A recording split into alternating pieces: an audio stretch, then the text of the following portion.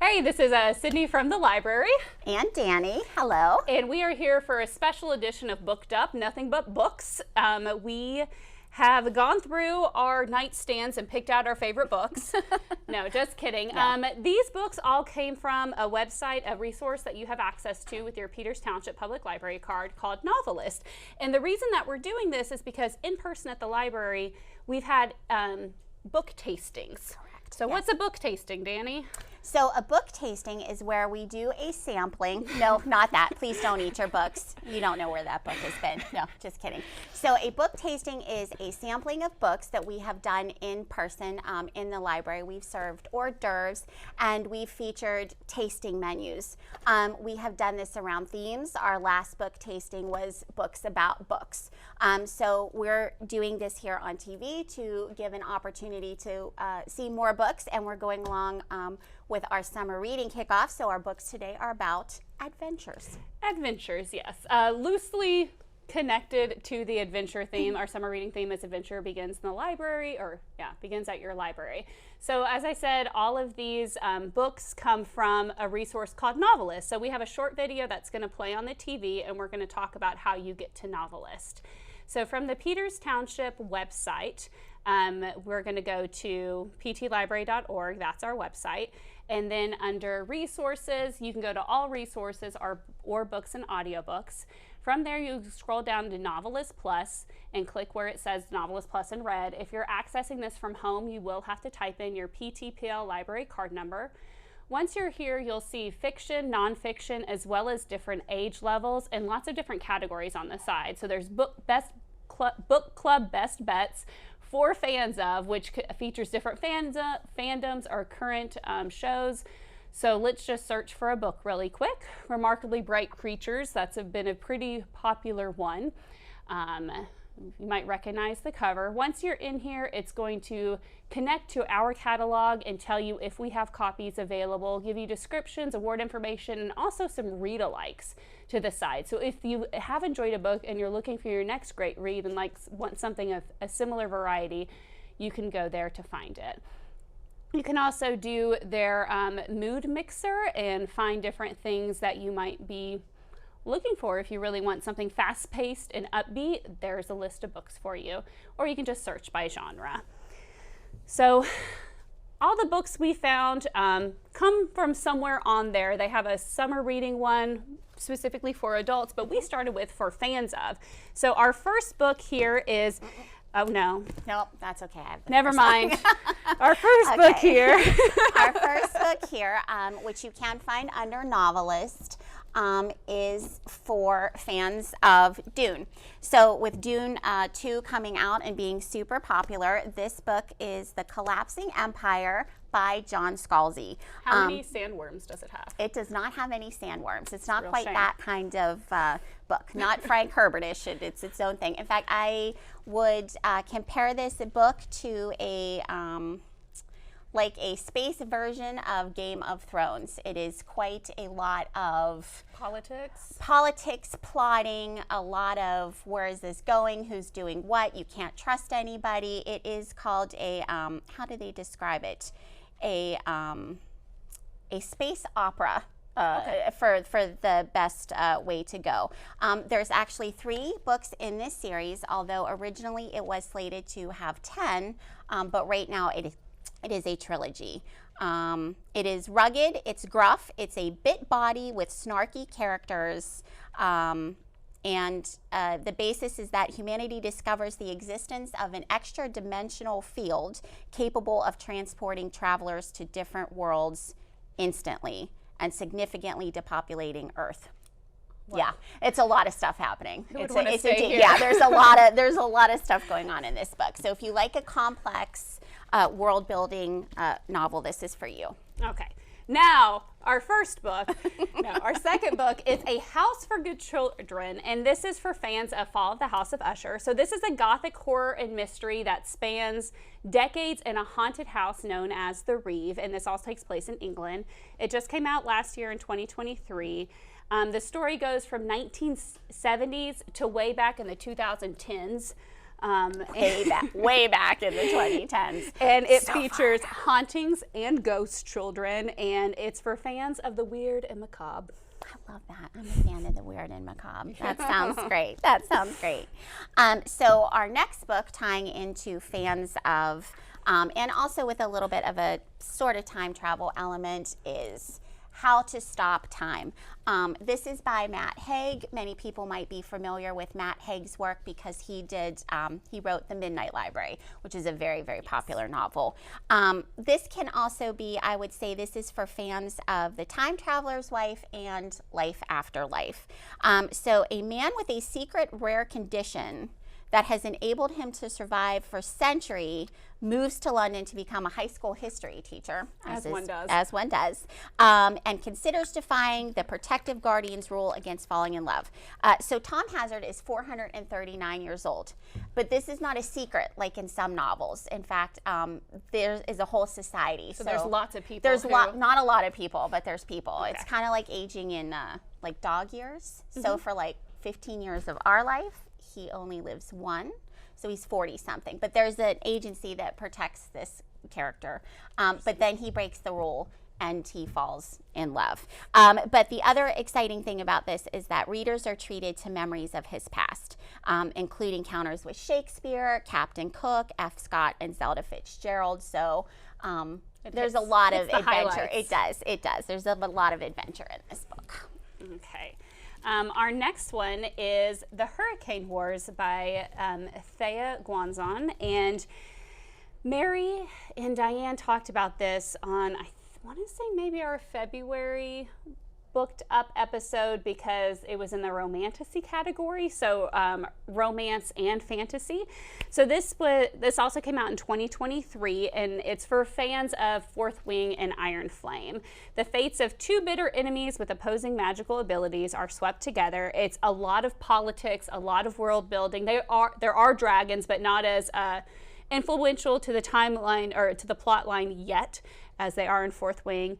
Book 2 is set to come out in October, and it has, again, magic, world building, politics, and a lot of court intrigue. Fun. Yes. Fun. So tying into the magic element of this, we will go to my next book. This is by Cherie Demeline. This is called Venco. So if you see and you switch the letters a little bit, it actually spells out coven. So guess what this book is about? Witches. That's right. You didn't guess very well, but this is about witches. After finding a tarnished silver spoon humming with otherworldly energy, Lucky St. James and her grandmother go on this adventure. Lucky has been having a very hard life, made harder by the fact that her grandma has dementia. So they find a spoon. They end up getting plucked to go find this last witch that makes their coven much stronger. They meet a lot of people on the way, and there's also an ancient group of witch hunters chasing them down for centuries, as you know, trying to get rid of the witches. And while this is definitely a fantasy book, it is very relationship driven at its heart between Lucky and her grandmother and this amazing group of women that comes into play. So it is fun, it is fast, it is engaging, it is charming, and it is magical. Fun, fast, engaging, charming and magical are not words I would use to describe this next book. No.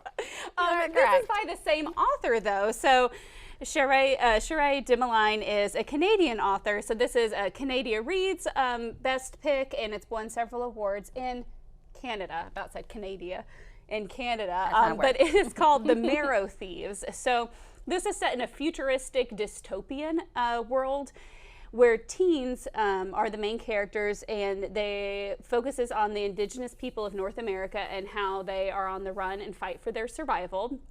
So they are being hunted like cattle, so that way the government can process them, because there's something in their bones, in their marrow, that is helpful to medicines for other people, as a way to say it. So it came out in 2017. It focuses on a band of survivors coming together.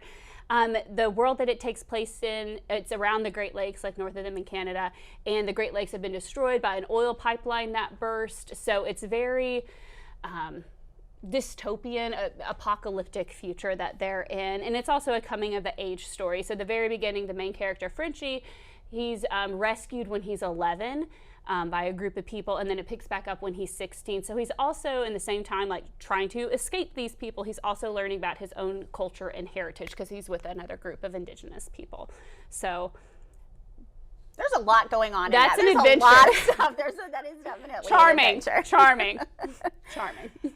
Okay, so on the theme of dystopian, although this is not quite dystopian, this is an interesting description as well. This is called An Easy Death, and this is by Charlaine Harris.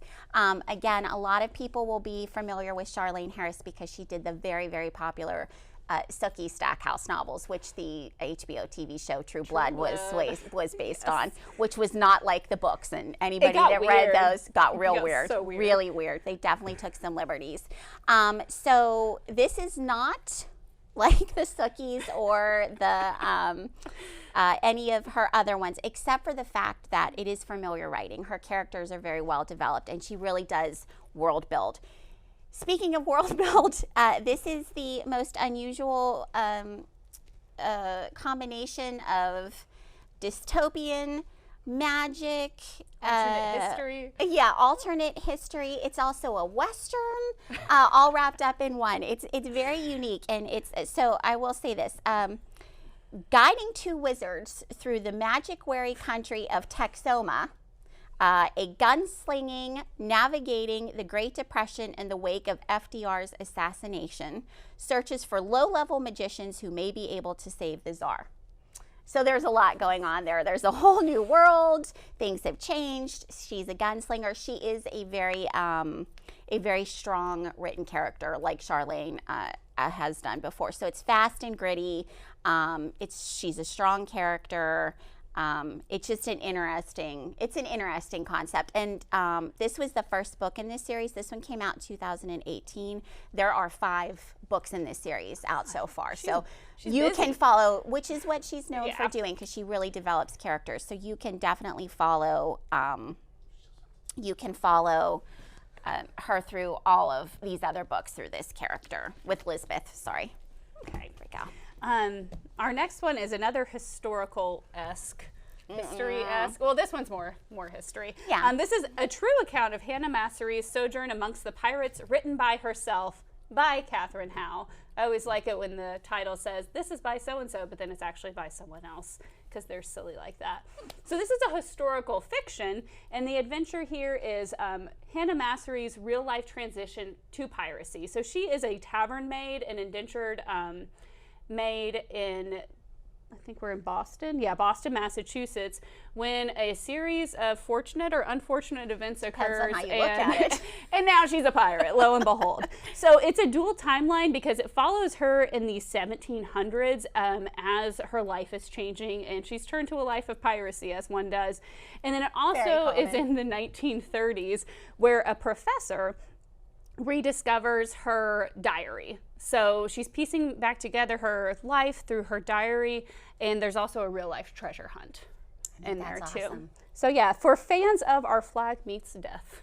So another for fans thrown in there. That's good. A lot of resources for this one. Yeah. So speaking of resources and tying in the historical fiction, our next book is The Secret Life of Sunflowers. This is historical fiction, but this is also coming out of one of our library's book club kits. Ta-da! Oh, that was good. We timed that very, very well. Ta-da! Yeah, there we go. What is a book club kit, you might ask? Well, Sydney's going to tell you all about what a book club kit is. The Peters Township Public Library has approximately 63 book club kits. Each book club kit has 8 copies of the book and a book club guide in here. Inside the book club guide, you will find reviews, synopsis, questions, information about the author in here, and if there's additional information from the publisher or the author about the specific book. Like, I think it was, I don't know, one of Taylor Jenkins' reads a few years ago, they had like instructions in there on how to make cocktails. So you never know what other fun things publishers make to come with books. So these are available for checkout at the library. They are upstairs near our magazine section right now. And some of our book club kits at the library, their book choices help to inspire these or other things we find. So yeah, There you go. If you have any question about our book club kits, you can always visit our website, or you can always call the library. We're happy to explain. And we do have, I believe, 7 more book club kits coming soon. So there's a wide array. So if you have a book club, you participate in a book club, this is a great resource because you already get as many books in here. It's a great guide too if you're looking for a new book to provide for somebody. So it's just an awesome resource. I highly recommend checking it out. And speaking of book clubs, if you don't know, the library does have multiple sponsored book clubs. 4, that is correct. And the one that I am featuring right now, actually. 5-ish? Cookbook club. Oh, cookbook club. Well, that's a little different. That is a little bit different. Cookbook club. All right. Anyway, so going back to this one, this is actually our evening book club's pick for June. If you do want more information about our book clubs, again, it is on our website. You also can call. Everybody is welcome. So if you want to dive into a book club, this is a great way to do it. We have evening book club, afternoon book club, mystery book club, and Books and Brews, which meets offsite at Monday's Brewing. There you go. So that information is on our website, or always stop by. You can talk to anybody at the library for help. Back to our book, Secret Life of Sunflowers. This is historical fiction. When Hollywood auctioneer Emsley Wilson finds her famous grandmother's diary while cleaning out her New York brownstone, the pages are full of surprises. The first surprise is the diary is not her grandmother's. It belongs to Joanna Bonger, Vincent van Gogh's sister-in-law. Joanna inherited Vincent van Gogh's paintings, and they were all she had, and they weren't worth anything at the time. As many know, Van Gogh's life was quite tragic. She was 28-year-old with a widow and a baby in the 1800s, and without any means of supporting herself, living in Paris where she barely spoke the language. Yet she managed to introduce Vincent's legacy to the world. This is both lighthearted and heartbreaking. Also, I just realized this is actually the first in a series. The second book just came out. This is called the Light and Life series. The book that just currently got released is called Girl Braiding Her Hair. It just came out. I don't remember. It was not somebody that spoke out to me. Okay. We'd have to look into that. She's but dropping new knowledge on me. I know. I just found this out. Off I'm sorry. I script. like keeping you off your toes. Or yeah, off your toes, on your toes. Either way. Okay. Our next book is another book club kit, and one that's in the works. It's not ready yet, but it is Say Nothing, and this is I think the only nonfiction that we have with us today. No, never mind. I'm a liar. Don't listen to me. So Say Nothing is a true story of murder and memory in Northern Ireland by Patrick Radden Keefe. So this documents the notorious abduction and murder of victim Jean McConville in 1972 Belfast, exploring how the case reflected the brutal conflicts of Northern Ireland and their ongoing repercussions. It came out in 2019, so it's a few years older, but it is part true crime, part history. So the author, Patrick Radden Keefe, is a journalist, so he pieces together the real-life history of the conflicts in Northern Ireland and the IRA, and focuses on the crime and the victim, something that I don't believe anyone's been arrested for. So he helps to, so to speak, point the finger at who the likely culprits were, which with how the conflict ended, no one was arrested for their partaking of those things. And another bit, Patrick Radden Keefe is actually our Library Foundation's Novel November author. So Patrick Radden Keefe will be here being Peters Township High School, where we currently are, in November. Yay. So we have a little slide that we're going to put on the screen with some more details. So he will be here. It's always the first Thursday night in November. Tickets won't go on sale until after Labor Day, but they do a VIP ticket that includes like a meet and greet with the author, and then some heavy hors d'oeuvres, and then Patrick Radden Keefe will be speaking, and then and he'll also be doing book signings. So you can, on our website, there's information to go ahead and sign up so you can be alerted when tickets go on sale if you have any interest. He's written nonfiction, a lot of different kinds of things, but most of them focus more on like true crime aspects. Empire of Pain is a really popular one about the opioid crisis that a lot of people might recognize. Yes. Okay, so while we are on the nonfiction path right now, I'm going to do AWOL on the Appalachian Trail. I saw our time's ticking down, so I'm going to go off script and give See you how my... fast you can go. Go, Yeah, go. woo, fast. Okay. Also a book club kit. This is also one that we're reading for afternoon book club. This is the true account of this gentleman's everything that happened to him when he hiked the Appalachian Trail. It's AWOL on the Appalachian Trail for two reasons. One, he just found himself in a bad position. He got laid off. He was very aimless on the trail. You informed me of this. I did double check. People have trail names. Doubted me? A little bit, yeah, not gonna lie. So his trail name is AWOL because that's kind of how he felt. So there are some really handy tips in here about hiking. It is his true experiences, the good, the bad, the ugly, the brown toes, and all kind of yucky stuff that went along with it, as well as a lot of pictures in here. Very nice. There you go. This one is also, well, I mean, Appalachian Trail crosses through 2,000 something miles, and so it does cross through many national parks. This next one, Vanishing Edge, does take place in a national park, is actually part of the National Park Mystery series, and there's two more in this series as well. So Vanishing Edge, this one takes place in Sequoia National Park. Plot-driven, fast-paced. There's a team that is trying to find out what happened to a group of missing glampers, and yeah, there's more coming out. So if you enjoy mystery and the descriptions of the places, it's very clear she went to these, and it's lovely. So good. Murder, fun. Lovely murder, lovely murder. I think the national park's the lovely part, but actually, nonfiction. Yeah, nonfiction with mystery and disappearances. This is The Lost City of Z. This is written by David Grann. People might recognize David Grann because he has the very popular Killers of the Flower Moon out right now. And the book. Wager. Yes, that is correct. Killers of the Flower Moon is also a book club pick going on. We really tied this well together. So this is actually the true story of the English explorer Percy Fawcett. Fawcett disappeared in the jungles of Brazil in 1925 with his son and his son's best friend, and nobody knows what's happened to him. David Grann goes back and just kind of goes into this wild world of where this was driven, also made into a movie. Just fun fact.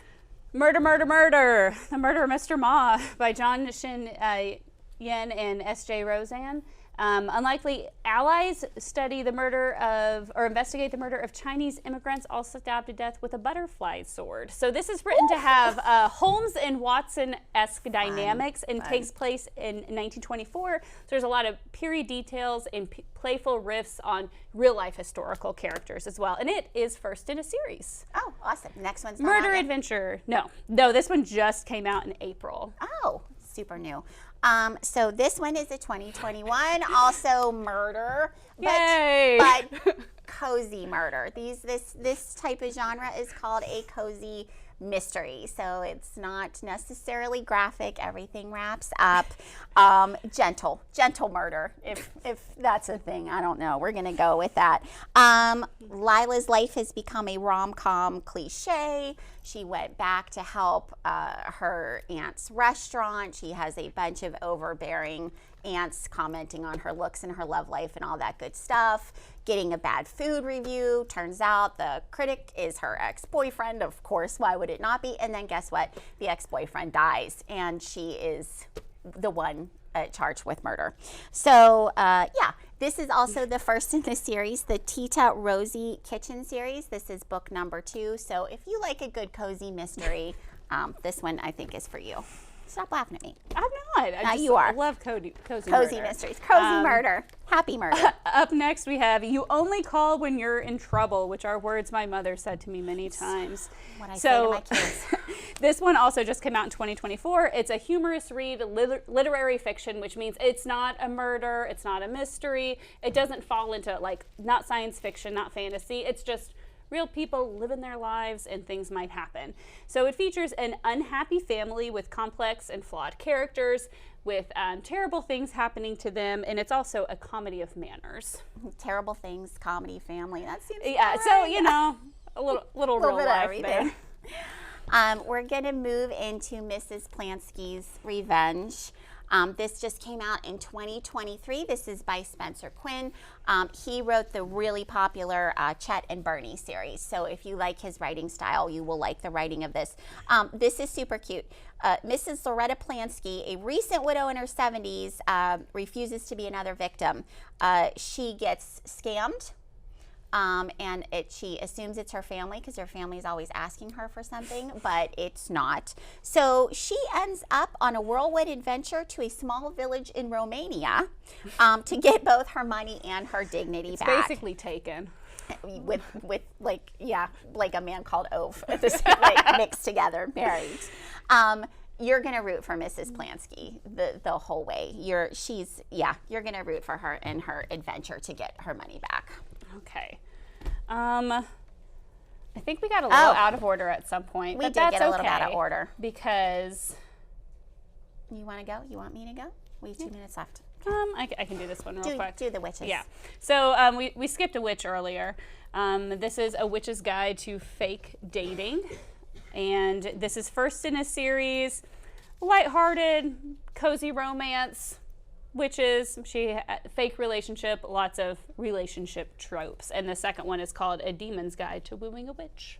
Okay, I'll do my 2 easy ones, and you can finish big with the unusual ones you got. Okay. The Bookshop of Yesterdays by Amy Meyerson. This is going back to what you just kind of call, I would say, contemporary fiction. This is all relationship.